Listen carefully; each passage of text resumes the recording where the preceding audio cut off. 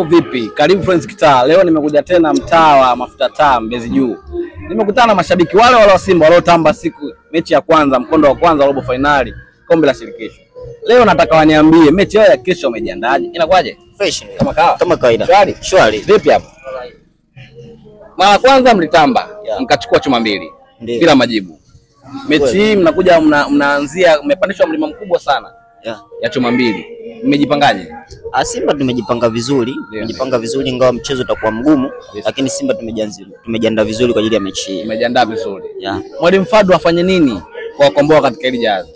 Mwalimu Fadlu nafikiri mimi ni kuwahimiza wachezaji tu wazidishe umakini, kwa sababu hata kule Egypt hatukucheza vibaya, ile tulikosa tu umakini.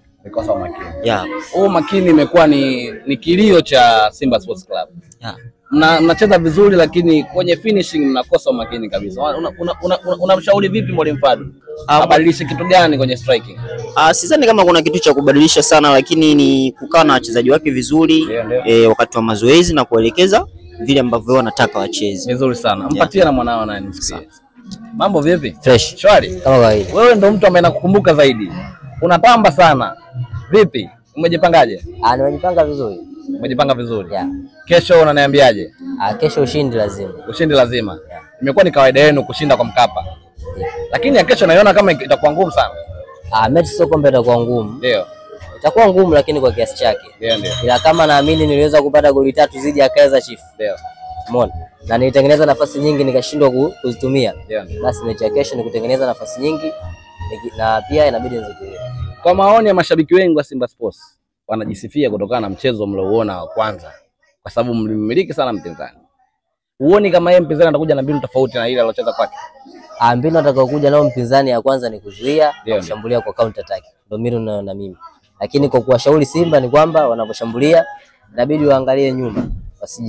Wasiache sana mianya na wachezaji kupita. Nakupa nafasi ya kuwa kocha Fadlu. Kikosi chako kikoje? Kikosi changu mimi ni kile kama kilichoanza Messi.